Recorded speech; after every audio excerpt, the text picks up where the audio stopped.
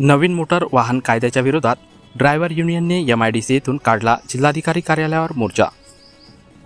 केंद्र सरकारने आणलेल्या नवीन मोटर वाहन कायद्याला मोठ्या प्रमाणात अकोल्यातही विरोध होत आहे।